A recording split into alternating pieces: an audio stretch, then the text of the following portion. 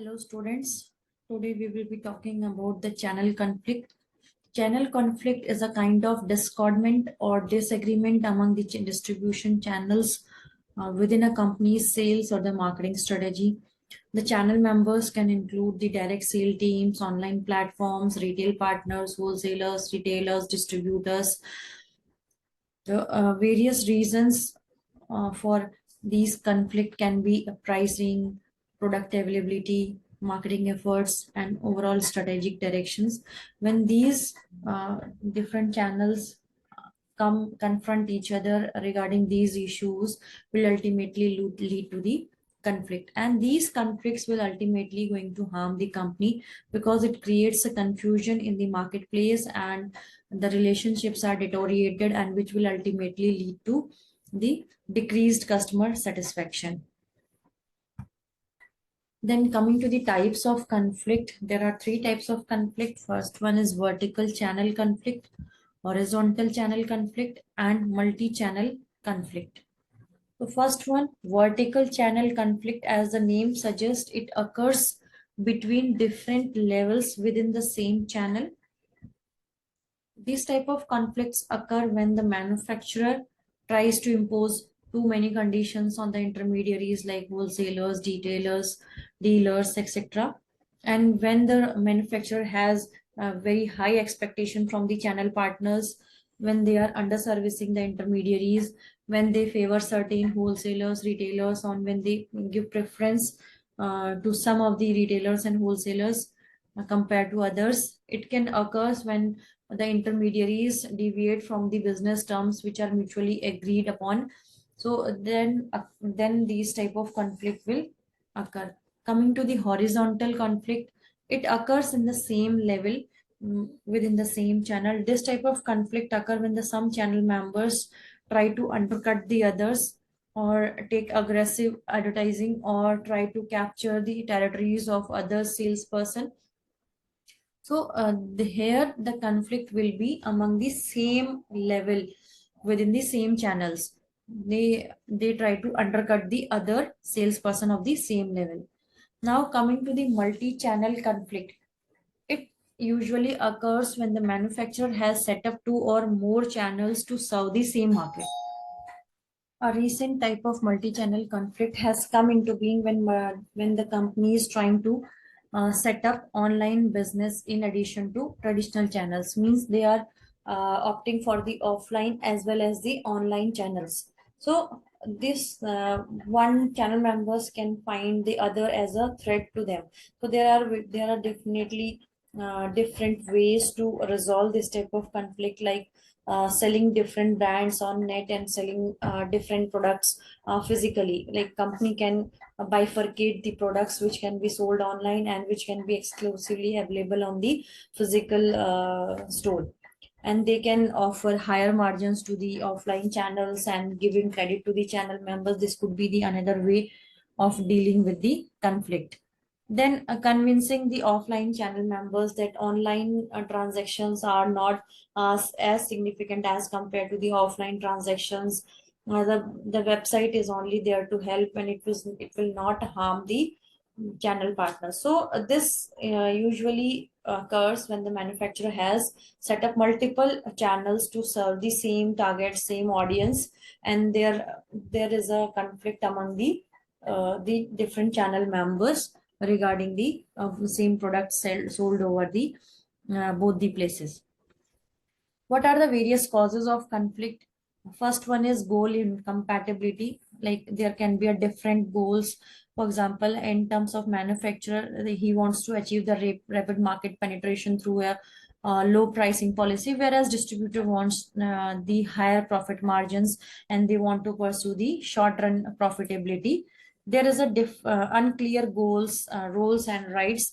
Different channel members are trying to sell the same accounts, which is again causing the conflict regarding the territory and the credit for the sales. So the roles are not clear, the boundaries are not defined properly.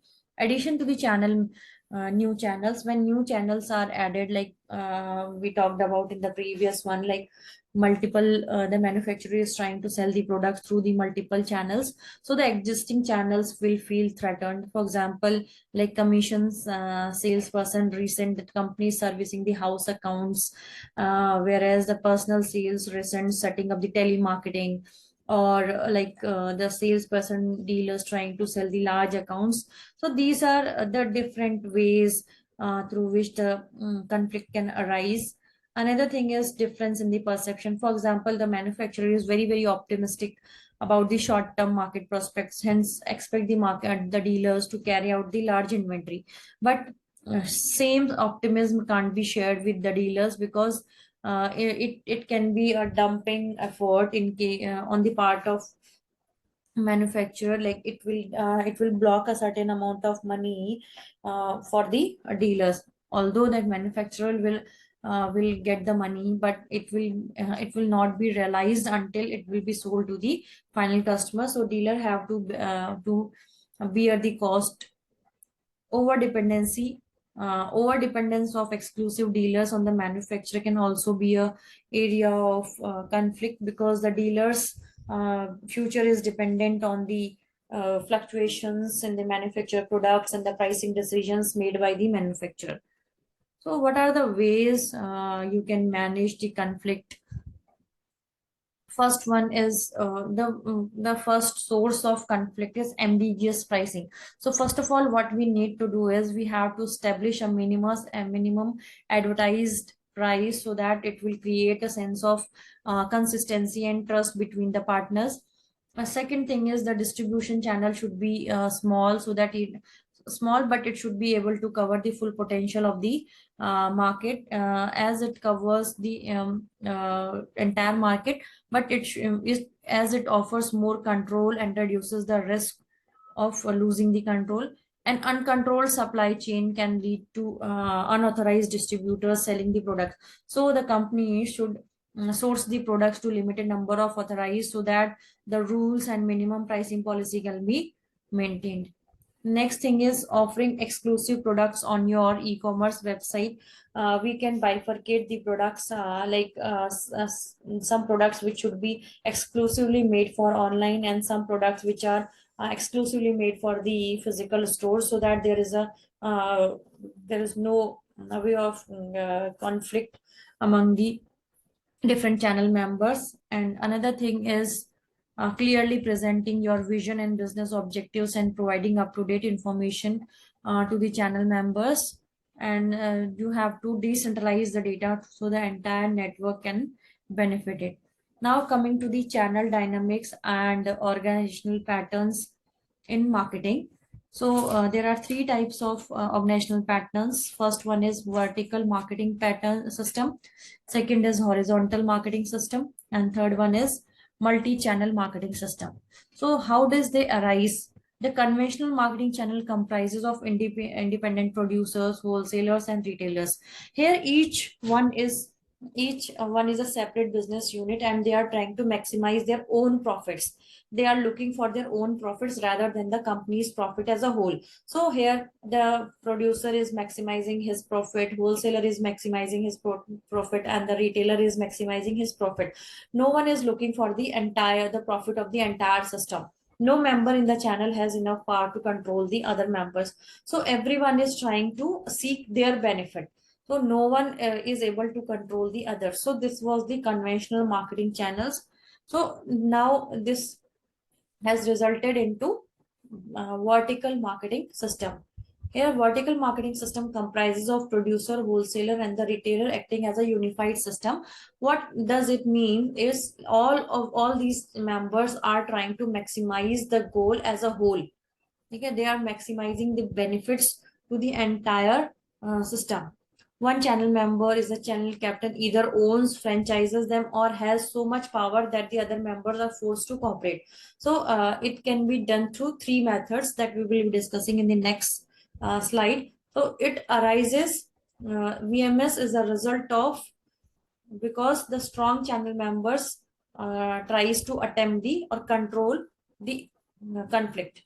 So VMS is a result of managing the conflict. VMS can achieve economies through size, bargaining powers, eliminated of duplicated product. The sole purpose of VMS is to improve efficiency, the cost reduction, enhancing the overall control in the distribution process, which can be done through three methods like corporate VMS, contractual VMS, and administered VMS. Corporate VMS, it involves a single member that owns and operate multiple level of production and distribution. For example, a company has own manufacturing facility, distribution centers, and retail stores. Everything will be taken care of by the single company. For example, like Apple. Like another is corporate VMS. Here, independent firms at different levels of the channel join together through the formal agreements in order to achieve the economies of scales and coordinations. These two entities remain separate, but they collaborate each other in order to have the mutual benefit. For example, the franchisee system and the retail sponsored cooperatives like McD outlets. Third one is administered VMS, a dominant player in the market, in the channel, coordinates activities without ownership and contractual relationship. Here, the power of the one player is very high that other ones are bound to follow him. This occurs when the manufacturer holds significant influence over wholesaler and retailers. The good example of this can be Procter and Gamble. Then coming to the horizontal marketing system, when two or more companies at one level join together to follow a new marketing opportunity. By working together, they can combine their capital, production capabilities, marketing resources to exploit the emerging marketing opportunities. They work together on a temporary or permanent basis, or they may create a joint venture or alliance like that. For example, like McD burgers outlets are serving Coke, like P&G, Pringle potato chips. So they are collaboration. Like Coca-Cola and Nestle formed a joint venture when they are ready to make drink and the coffee together in the nations worldwide. Coca-Cola offers worldwide marketing experience and distribution, and Nestle offers two brands like Nescafe and Nestea. So here they are coming, two different companies are coming together so that they can combine their resources and production capabilities and marketing resources for the betterment. Now coming to the multi-channel marketing system or hybrid marketing system. Here, traditionally, the company have used single channel to sell a single market or a market segment. Today, the company has changed the customer segments and channel possibilities. More and more companies are adopting multi-channel marketing system. This occurs when the single firm sets up two or more channels to reach more than one customer segments. Offers advantages to companies facing large and complex markets. It helps companies to expand sale and market coverage, gains opportunity to tailor-made products and services. They are harder to control and they are more prone to channel conflict. For example, like credit card marketing companies often use telemarketing to call on the potential users so that leads can be generated for their sales force. They also enter into a special agreement with like petrol filling station to promote their cards to drive in customers. For example, like Indian Oil uh, is setting like card for the Citibank so that more customers can indulge into their companies. They tie up with supermarkets or deep discount stores to promote cards and shop during festival occasions and so on. So they are able to reach the online customers through advertising on websites.